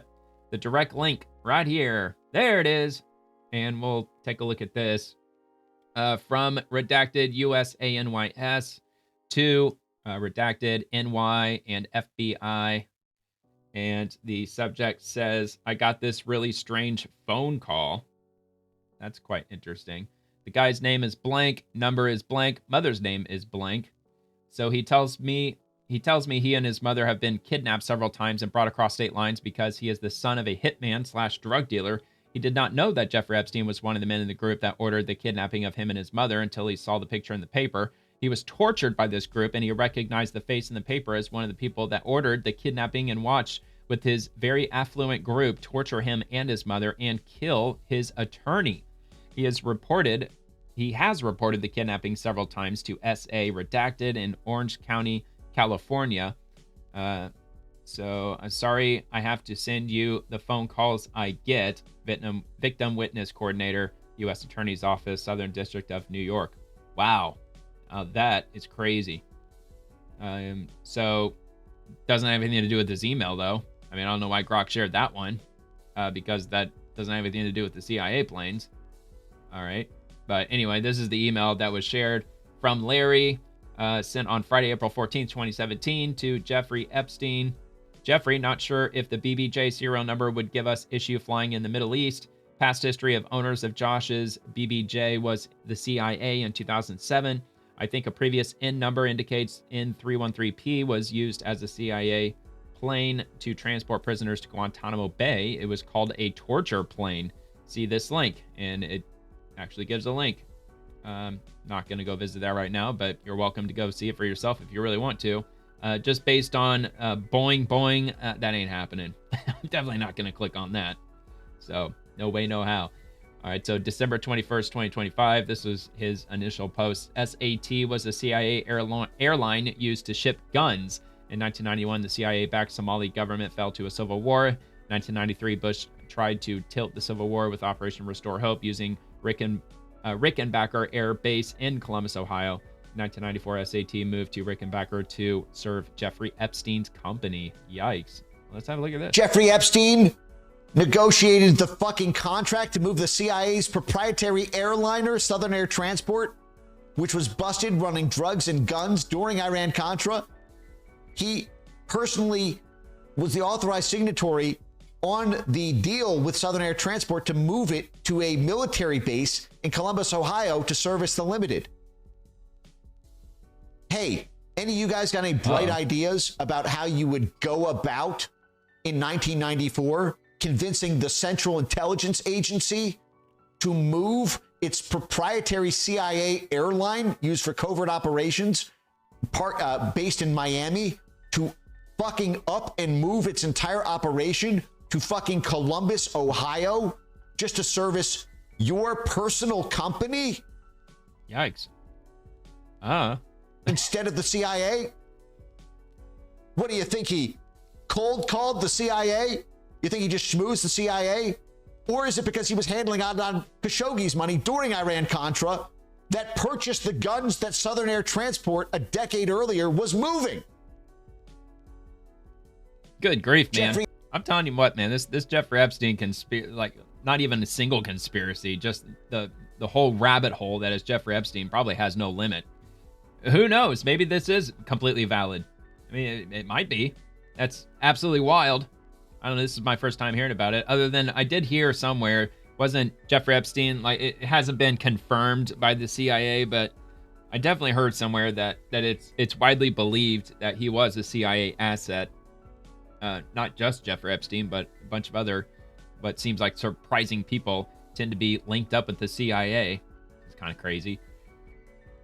Okay, rolling on. Is this true? That's from Ted Pillows, 9 hours ago. Oh yeah, I remember this. This is freaking wild. I don't know if this is true or not. Date October 31st, 2008. Unsealed case number 19CR00490. Re-project Bitcoin funding and white paper. 2. Project Bitcoin funding and white paper from J. Epstein. And this is at jepstein@financial.net. So it's not his JEE Vacations Gmail. This is jepstein@financial.net. And it's to G. Maxwell. And that's gmaxwell@terramar.org. Hi, Bean, B-I-N-E. Ghislaine, the Satoshi pseudonym is working perfectly. Our little digital gold mine is ready for the world. Funding secured, Jeffrey. Do you think there's any validity to this? Did Jeffrey Epstein really have a hand in freaking Bitcoin? I don't know about all that. It does have community notes, though. A search of the released Epstein files does not bring up anything with the phrase "our little digital gold mine" or the address jepstein@financial.net. Yeah, I figured it probably wouldn't. The email and the image also has two lines indicating it is fake. And I did ask Grok regardless, just to see if it would return anything, and probably didn't. No such email exists. It appears to be a fabrication or a meme, as no mentions of Bitcoin, Satoshi, or Gregory Maxwell funding appear in verified files. So if you come across any rumors or any posts or anybody talking about how Jeffrey Epstein had a hand in the creation of Bitcoin, it appears as though it's fake. It's not real. It's fake, at least according to Grok and the community notes. All right. Heading to another one from Mike Benz. This one is really long. It's a thread and it goes on and on. I figured I would at least show it though. So I'm going to repost it right away. Again, there's a direct link to my profile in the description below. You don't have to be signed into the X platform to read all of this. So you can just click on that link to my profile and it'll be right there. Or you can go to Mike Benz Cyber, and that's Benz with a Z. And let's get the timestamp. So he initially posted this on February 1st at 12:41 a.m. And there is a lot. So he shares this document. He's got these. I mean, it goes on and on. He shares a lot of crazy stuff. And then he follows up with individual posts to elaborate further on it. I mean, he's got this video where he goes through it in detail, 35 minutes in length. And then he's got some more of these messages. I mean, he really digs into the weeds on this, man. So I'll read at least the initial one, and we'll see if we can get a little bit of context as to what he's talking about. So from the Central Intelligence Agency, but first I'll read the post. In 1999, Jeffrey Epstein anonymously FOIA'd the CIA to obtain all CIA records that might reflect an open or otherwise acknowledged agency affiliation between himself and the CIA. In 2011, he wrote again to see if the CIA had acknowledged any links with him in the 12 years since. And this is from, it's got the CIA's letterhead, and Martin G. Weinberg, PC, attorney at law. And then it gives a reference number, a case number, I'm assuming, 2011. Dear Mr. Weinberg, on July 25th, 2011, the Office of the Information and Privacy Coordinator received your letter dated July 19th, 2011, providing additional information pertaining to your client, Jeffrey Epstein's Privacy Act request referenced above.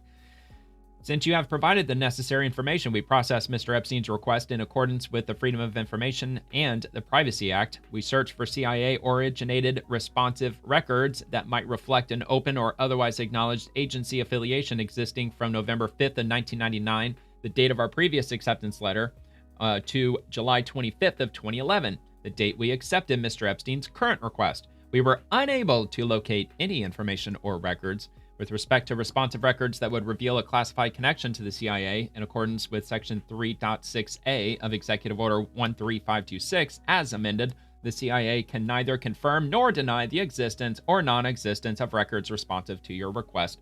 The fact of the existence or non-existence of requested records is currently and properly classified, and intelligence sources and methods information that is protected from disclosure by Section 6 of the CIA Act of 1949, as amended, and Section 102A I-1 of the National Security Act of 1947 as amended. Therefore, you may consider this portion of the response a denial of your request pursuant to FOIA exceptions B1 and B3 and PA exemptions J1 and K1. I have enclosed an explanation of these exemptions for your reference and retention. Although our searches were thorough and diligent, and it is highly unlikely that repeating those searches would change the result, you nevertheless have a legal right to appeal the decisions above. As the CIA Information and Privacy Coordinator, I am the CIA official responsible for this determination. You have the right to appeal this response within 45 days of the date of this letter. You may address your appeal to the agency release panel in my care. Please explain the basis of your appeal. So apparently, like, this is the guy that's denying your request, and if you want to appeal this request, you repeal it to the guy that denied your request. I mean, that's kind of ridiculous. You think that it would be some other independent body or at least somewhere else in the CIA. I mean, look, even that would be, I don't know, kind of a conflict of interest, I guess. If you have to get a decision from the CIA and you want to appeal their decision, and it's the CIA who's going to appeal your decision, okay. Yeah, right. Anyway, Mike Benz, by using a lawyer to go through the Privacy Act, this ensured the public couldn't know Jeffrey Epstein was the requester of the CIA records about himself, and that all correspondence would remain between the CIA and Epstein's law firm. Then he shares emails and documentation. First, I must point out, this is an exceptionally interesting file, in part because it is actionable. It discloses two CIA file reference numbers, Epstein's 1999 request for CIA records about himself, and Epstein's later 2011 request. I've looked for hours for the underlying request letter Epstein's lawyer sent the CIA, which the CIA responds to. I can't find it anywhere. Maybe someone else can. Likewise, I don't even see a redacted copy of the P-1999 correspondence in the CIA reading room. Epstein's 1999 CIA FOIA correspondence never having been approved for release, even in a redacted form, is interesting, as it's been more than 25 years. I'm attaching screenshots of CIA FOIA correspondence in CIA reading room that were approved for release in between 1 and 9 years. CIA FOIA correspondence to outside lawyers about a FOIA request are not classified. Where personal identification is sensitive, the CIA reading room is replete with uploads that have the file reference number and the correspondence, but with the name of requester redacted. And of course, more documentation. Ordinarily, the CIA has to automatically declassify or deny after affirmative review records after 25 years. But CIA FOIA records are not subject to this because they are not classified. Rather, the CIA uploads based on frequency of request for a FOIA reference files upload. And number 8, in theory, anyone right now could just FOIA the CIA for all records and correspondence related to reference numbers, and then he gives the reference numbers here. In theory, the CIA would have to turn those Epstein files over immediately. We know the files exist. We know they're not classified.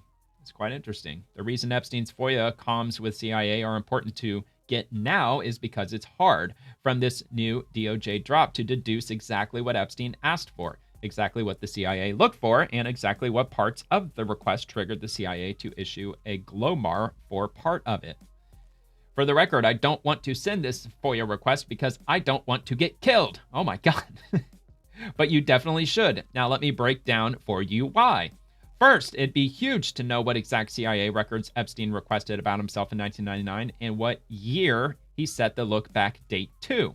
We know Epstein had a fake Saudi passport by 1982. I've long made the case Epstein was CIA adjacent by 1978 and 1979.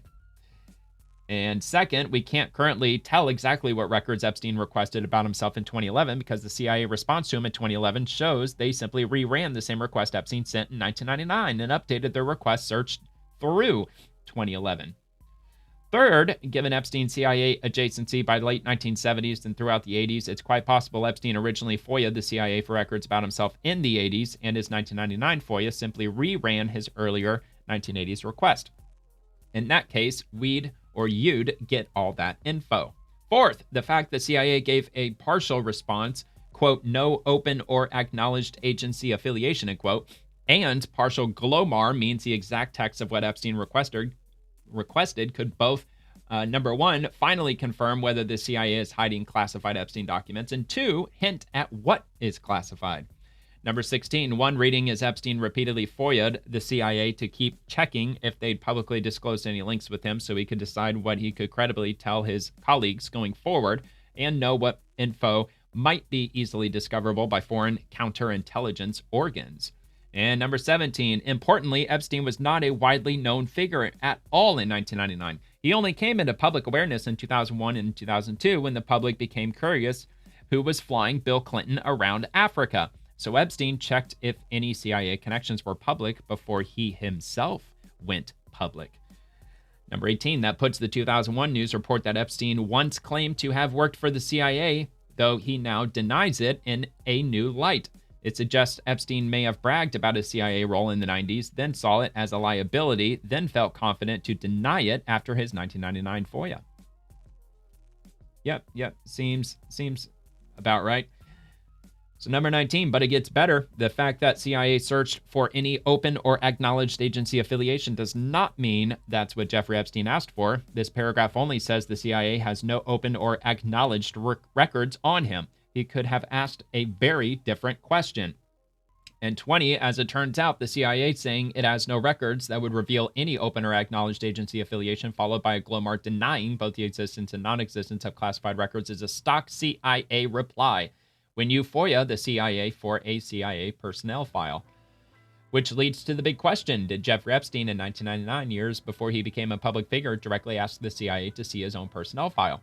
As I stared at this part of the CIA's response to Epstein's lawyers, I asked myself, why would a billionaire's highly paid lawyer do something so stupid as to directly ask the CIA for classified info in a FOIA? Of course you can't. Everyone knows the CIA is not allowed.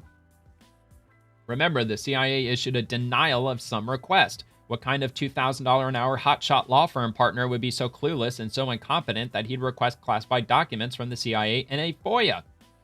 And then it hit me. Epstein's lawyers didn't ask for classified records about Epstein. They asked for something else about Epstein, and whatever that was, it touched on something classified. Now, the question is, what brave soul will ask, or will FOIA the CIA for all records and correspondence pertaining to reference file numbers P-1999-02450 and also file number P-2011-00673. And that is all he left. What, that's it? I mean, dude, that was a hell of a string. A hell of a thread. A lot. And I'm just gonna go up here just to make sure I did repost it. I did repost it, as I said I did, and I showed that I did. So that is a hell of a fascinating, or what appears to be a fascinating read if you want to go and dig through that, from Mike Benz. And let's roll on to the next from Kim.com. This is from yesterday. Rothschild, miss our talks. Will you be free? Let's discuss Ukraine. Epstein, Ukraine upheaval should provide many opportunities, after the maiden coup in 2014. So let's give a quick check. I'm sure that probably is in the files. Just want to double check though. Actually, it doesn't appear that it is Kim.com. I searched available sources, but couldn't find a specific document ID or direct link to this email in the Epstein files. It appears in recent reports of a January 30th, 2026 release, but details are limited. If it's from a new tranche, it may not be fully indexed yet. Okay, so to be fair, maybe they are still in the process of finalizing the indexing process of these 3 million documents, because they did miss the due date to submit everything, which was, what was that, the 19th of December. They were supposed to dump every single page of the Epstein files into that website. And we're just now getting the rest of it, like, just a couple days ago. So indexing 3 million pages, I can imagine, might take a while. So I guess it is possible. So I will read the email. It is quite possible that this is in the Epstein files and it just hasn't been indexed just yet. From A.D. Rothschild to Jeffrey Epstein at JEEvacation@gmail. No subject, date Tuesday, March 18th, 2014. And the message reads, let's read the original one. March 18th, 2014 at 4:40 p.m. Jeffrey Epstein wrote, Ukraine upheaval should provide many opportunities. Many. So what, is he a war profiteer now? And the follow-up email says, Hi, Jeff. Very long day sitting on bank board. Numbers are okay, but not satisfactory to me. And I'm putting them under pressure to be more innovative about asset management funds while restructuring. I'm in a dinner with a client. Fed up. I miss our talks and hope you are well.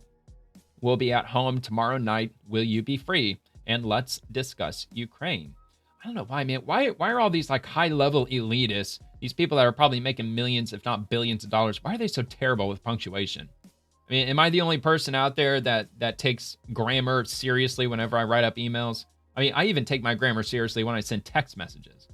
But maybe I'm just old school. I don't know. All right, so again, that was from Kim.com. And rolling on. Go on to the next one. Another one from Elon. Replying to Valentina. So let's get the original first, and then I'll read his message. Elon has made it very clear that he never set foot on Epstein's island, never boarded his plane, and never attended any of those events. Nothing in the released documents points to the contrary. He has always pressed for genuine justice, focusing on holding the people who actually committed crimes accountable through real prosecutions. It's disappointing to watch old, out-of-context messages get spun in a way that shifts attention away from those who deserve scrutiny. The facts are straightforward, and in time they will stand on their own. I trust the truth that will come through clearly. I wonder if she's referencing the email that I read on Friday that seemed a little damning toward Elon Musk, stating that he had emailed, either it was, I don't think it was to Epstein personally, but it was someone in Epstein's inner circle. It appeared that Elon Musk had emailed them mentioning that he was going to be in the Virgin Islands, the British Virgin Islands, on vacation around Christmas time, and he was looking to, I guess, invite himself to Epstein Island. And I checked it on Friday. I checked to see if it was in the files, and it said it was in the files. So, but anyway, Elon Musk replies to that message and says they need to release Epstein's videos with the victims' images blurred out. He recorded everything. That will eliminate all doubt. I am in none of them, but many prominent people, especially on the left, are. Game over. Isn't that part of the Epstein Transparency Act, or Epstein Files Transparency Act? All the videos, they're required by federal law to release all the videos. What do you mean they're not releasing the videos? Not only do they need to, they're required. The President of the United States, President Trump, signed off on that act. It was an act by Congress. They have to release all the videos. What do they mean they're not releasing all the videos? So maybe they will. I don't know. But that is a very good question, though. It's a fair question to ask. All right, another one from Alex Jones. Pizzagate is all over the Epstein files. In the confirmed as authentic emails below, Jeffrey Epstein talks about large numbers of adults sharing a piece of pizza and torturing it. Yikes. Okay. So let's see. May 28th, 2011. April 6th, 2018. April 26th, 2016. Well, that's interesting. It happened to be on the exact same day. Oh, no. Never mind. April 6th, April 26th. And March 9th, 2013. So these are all unrelated to one another. Let's see. So let me start. I'll just start with the first one and work my way back. All right. So from Jeffrey Epstein to redacted. You have received a flip video. I watched them all. Please don't send anymore. And the original May 2nd, 2009 message says, if you are not too busy, click on a video below to watch it. It doesn't say who it's from.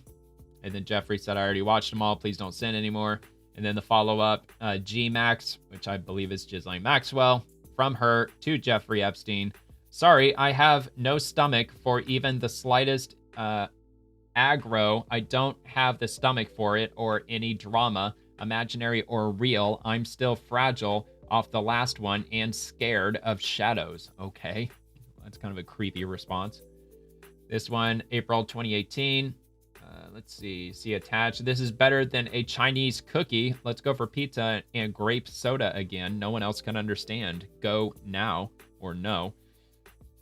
And let's see, from April 26, 2016 at 1:26 p.m., Jeffrey Epstein wrote, she looks pregnant. On Tuesday, April 2nd, 2016, they wrote just an OMG emoji. And then up here at the top, Tuesday, April 26th at 3:55, to Jeffrey Epstein from Redacted, the pizza monster. You mean radiating a soft glow with the look of bliss and excitement? Yeah, that's the pizza. Okay. And this one from Roy Hodges to Jeffrey Epstein, March 9th, 2013. I wanted to let you know the crew really appreciated the pizza today. Thank you for letting us do that. Do what? Eat pizza? Yeah. All right. Yeah, we all know what that really means. So, head count for pizza, I think I already read this on another post somewhere. Yeah, I believe I did. Maybe that was the one that Alex Jones had posted earlier. So the highlighted portion, Chris Douglas wrote, head count, who all is in the Austin office area who is going to want pizza. We only have one slice and we need to know how thinly to slice it. Yeah, I definitely remember reading that earlier. Okay. So Alex Jones also, oh, no, can't do that one. No. That was the one I didn't want to click on. So like I said, you can look at this yourself. I'll repost it. Look, those weren't real images. They're paintings. They're works of art. So YouTube probably wouldn't have any problem with it, but I do. So I'm not going to go there. Like I said, Alex Jones, he's posted some pretty wild stuff pertaining to the latest Epstein files. But yeah, again, those images, they're not real images. They're the lady that's in one of those 4 images. She's a painter. She's like, I'm assuming some, hair on fire, leftist, progressive, fine artist who likes painting, very horrific looking paintings of, let's say less than adults. Anyway, not X-rated. It shows like mutilations and very disgusting, creepy stuff, like cannibalistic type shit. It's disgusting. All right, so anyway, let's move on to Sarah Fields. Pizza is mentioned 911 times in the files. Pizza, grape soda, and Chinese cookie are likely all code names for different races and skin tones of children. But we were all told that Pizzagate wasn't real. Remember that? This is better than Chinese cookie, so we already saw that one. I actually probably already read all these, but maybe not. Finally, is that what that says? Let me try to full screen it, see if we can get that. Or really, I think it says really loved it. Pizza party was great. We had a lot of fun. Stayed late. We all slept in yesterday morning. Your night was good? Question mark. That was to blank from blank. Not sure. The subject says spoof on chandelier. The video I sent you with the amazing little girl dance. Creepy. Monday, July 21st, 2014. Let's see. At the bottom, kids are hungry. From blank to blank, February 18th, 2014. And the subject is pizza time. The follow-up to that, Leslie Taylor wrote, yum, that looks good. The boys are really cute too. I just need blank by 4:10 p.m. He needs a quick shower, then going to doctor for his annual. Okay. The follow-up to that, you got it. 4:10 will be there. And the follow-up to that, thanks for taking the boys for pizza. Blank was sad he had to leave the fun. Hope have a great time skiing. Be safe. And the most recent one was thank you. We love to have blank with us. He is too cute. Have a great week. XOXO. And that's the last one from that. Again, from Sarah Fields. And this one, Into Thin Air. Okay, I think we're getting pretty close to the end. So this is Into Thin Air. Epstein before Epstein. Francis Sheldon ran a secret pedo island in Lake Michigan disguised as a boys' camp. Elites flew in to abuse kids, film corn, and worse. Sheldon fled in 1976. Epstein used the playbook. It's always been about the children. Island suspected as haven for S activity with boys. It even has a freaking landing strip on it too. And this is like way up in Lake Michigan, in the northern part of Lake Michigan, just off the coast of, I don't even remember what they call that upper Michigan Peninsula, and then like the main part of Michigan. But anyway, it's nestled in between those two land masses of Michigan, out in the middle of Lake Michigan. I've never even heard of this, but let's see, it's out of Traverse City, North Fox Island, the Lake Michigan hideaway owned by wealthy Ann Arbor investor Francis D. Sheldon. Many have been used for criminal S conduct involving young boys, the police say. A warrant for Sheldon's arrest for criminal S conduct was issued several weeks ago in connection with a homo S incident in Port Huron involving a 14-year-old boy, said State Police Sergeant Joel Gorzin of St. Clair. And it goes on from there, but I guess we can look at it. Look, I haven't seen it yet.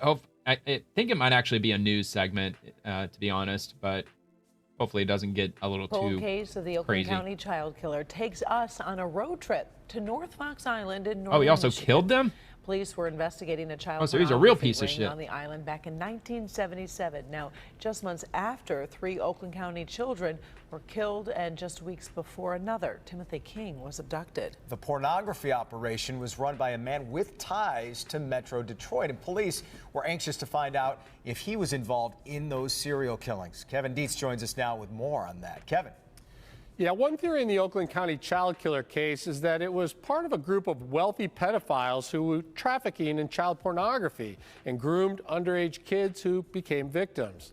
A massive investigation led to 2 people, Frank Sheldon of Grosse Pointe, who owned much of North Fox Island, and Jerry Richards, a teacher in Port Huron who recruited young boys to fly to the island on field trips. Dude, that's wild that there's a freaking island out in the middle of Lake Michigan like that. I mean, obviously there's a number of them, but I never would have really, that never even dawned on me that there's islands out in the Great Lakes like that. That's crazy. Francis Sheldon was born into wealth and prominence. His father was a real estate developer who built Rosedale Park and Grosse Pointe Farms, I believe. His family was very wealthy. Well, that would be cool. And owned major property visiting the island, in the city that of is. Detroit. He had property None of on this North Fox scumbaggery. Island, and we accessed the information about him through the school teacher that was arrested by the detective sergeant St. Clair. He would fly friends and males that were interested in interacting to his property on North Fox Island. Had a filming operation there and had, horrible, horrible things. Frank Sheldon was introduced to us as Mr. Richards' uncle. This is my Uncle Frank. So, okay, well, this is Frank, and Frank owns the island and whatever, and we're, so. I remember getting on the plane, I was so excited. Me and Mike, and there's 2 other kids. I think one was a grade above us, and one was a grade below us, if I remember correctly. And I remember landing, I remember getting our stuff, getting our cabin, and, within an hour, we were naked on the beach. That's just how it was. If you live on an island, this is how they do it, in islands. So. And there's cameras, a lot all over the place, really. It's just because of the trust and innocence that children have, and for someone to steal that away from them, you're basically taking part of their life away, and it's not fair. I was angry at the school, because how could you hire this man and bring him into our school? So a lot of mixed emotions. I'm not afraid to tell the story now. Even as a grown man, you got that little boy inside you that doesn't want to tell anybody. But that little boy died a long time ago. Yikes, man. Sheldon fled the country and was never prosecuted. Richards was prosecuted for child pornography and has since died. Investigators do not believe they are the Oakland County child killers, but they do believe the killer could be someone they victimized. You'll see how it all connects as our investigation continues. Those interviews are so chilling. Wow, man. Well, I'm intrigued. What else did they dig up? So hard. This affected so many people for so many years. Okay, well, it's not well, it would appear that it's connected, well, not really connected, but related to Epstein, because perhaps Jeffrey Epstein got all of his idea from this piece of shit. All right. Anyway, we'll go ahead and move on to Donaldo Trumpo. Okay, this Epstein release is wild. Yeah, that is freaking wild. Really wild. Okay. I don't know if I asked for any details on this or not. I don't think that I did, but I'll double check and see. Oh my gosh, dude, what the hell? Look, is it a meme? Is it real? Is it not real? Probably real, maybe not real. I don't know. Like I said, man, grain of salt. Take it with a grain of salt. Okay, so from Jay, Epstein files released under Joe Biden, 0. Epstein files released under Donald Trump, over 3 million. Who was protecting pedos again? Yeah, it really kind of makes you wonder now, doesn't it? Spot the difference. The media never said a thing about this. Let's take a look at this. Stand right next to me. There you go. And then we're going to have... There you go. Got it? Okay. And the people in the back, you can spread out a little bit. Good grief, man.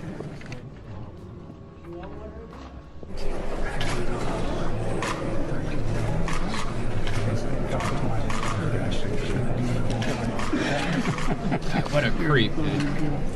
Welcome to the front row. Do you remember what I told you? No, not smile. No date till you're 30.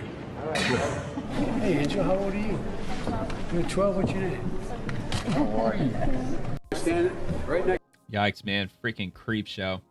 Yeah, President Trump is far more presidential and classy and very much not a freaking creep like some of these Dems seem to be.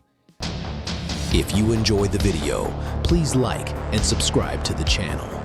Check out The Swamp, Monday through Friday at 11 p.m. Eastern, with segments dropping on the daily. Thank you for watching, and have a nice day.